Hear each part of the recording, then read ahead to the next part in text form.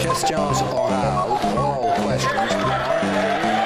Mr. Speaker, the ongoing diplomatic crisis between Canada and China continues, and now it's Canadian canola producers who are paying for this Prime Minister's weakness on the world stage. It's clear that China has no respect for this Prime Minister. We're quite proud the Prime Minister has been given a fond nickname in China. He is called Trudeau, which I believe means potato, and he is, I can't say the Chinese word, it's Xian Trudeau, little potato, because his father, Pierre Elliott Trudeau, was senior potato. So we feel... And why would they?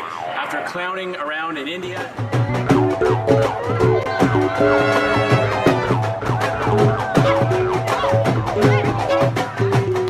backing down to Donald Trump time and time again, they believe they could walk all over him. Probably didn't know that Air Force One has about 20 televisions. He learned that's going to cost a lot of money for the people of Canada. He learned you can't do that. You can't do that. On his comments, as I've said, I'm going to stay focused on defending jobs for Canadians and supporting Canadian interests. China has unfairly jailed 2 Canadians, and now they're blocking canola exports. When will the Prime Minister finally stand up for Canadian interests? The Right Honourable Prime Minister. These hardships are affecting our canola farmers and indeed producers out west. That's what we're going to continue to stand up for Canadian producers, continue to stand up for Canadian farmers, and we will have good news to announce just in the next few days. Well, Mr. Speaker, we're finally making some progress. After the events of this weekend, the Prime Minister at least knows which country we're talking about in Asia.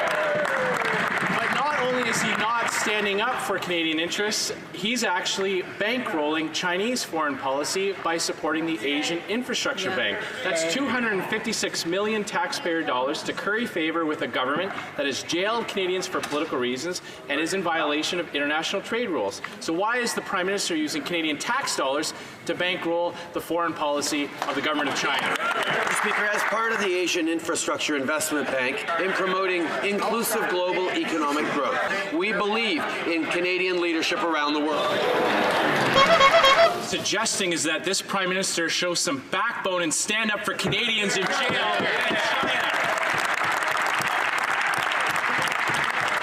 To add insult to injury, this Prime Minister has spent billions of taxpayers' dollars on a pipeline he can't get built in Canada, but is funding the Asian Infrastructure Bank directed by China to build pipelines in other countries. Wow. When will this Prime Minister show the government of China that there are consequences for treating Canadians this way and pull the funding from the Infrastructure Bank? The Right Honourable Prime Minister. We've consistently stood up for Canadian jobs and Canadians at home and around the world, and we will continue to. On the issue of getting pipelines built, for 10 years the Conservatives were unable to get pipelines to Tidewater because they didn't understand. Under my leadership, we have raised the bar on openness and transparency.